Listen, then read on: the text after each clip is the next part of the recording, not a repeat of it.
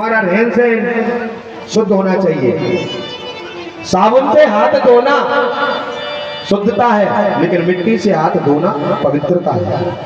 पवित्रता में और शुद्धता में दोनों में बहुत बड़ा अंतर है।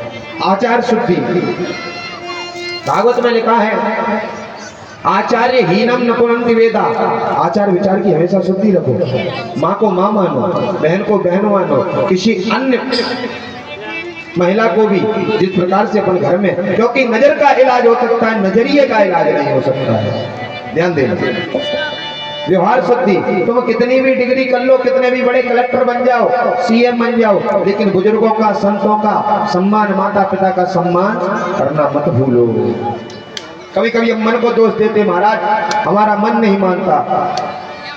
पुराने जमाने में रेडियो चलते थे, रेडियो जिस स्टेशन पे लगा दो उसी स्टेशन की रेंज पकड़ के वो चलता था। उसी प्रकार से ऐसे ही हमारा मन है, इसको जिस स्टेशन की रेंज मिल जाएगी, अगर मन को कुसंग की रेंज मिल गई तो वासना के कार्यक्रम इस मन में आने लगेंगे।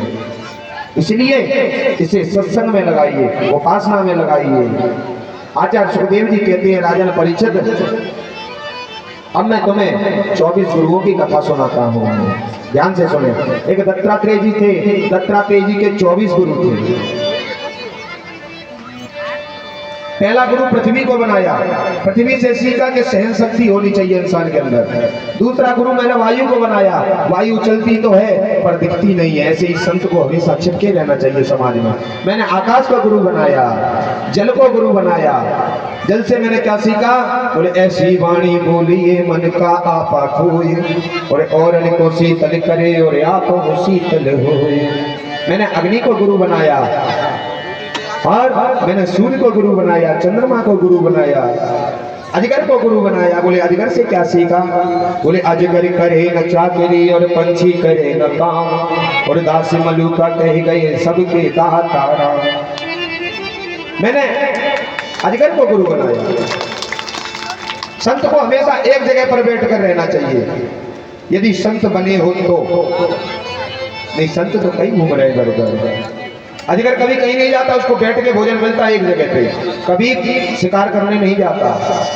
मैंने सागर को गुरु बनाया, सागर से सीखा गंभीरता। संतों को, ब्राह्मणों को हमेशा गंभीर रहना चाहिए, थोड़ी थोड़ी बात पर क्रोध नहीं करना चाहिए। मधुमक्खी को गुरु बनाया, मधुमक्खी से क्या सीखा, संत को कभी संग्रह नहीं करना चाहिए। जिस प्रकार से मधुमक्खी शहद को एकत्रित करती है लेकिन तोड़ और कोई ले जाता है।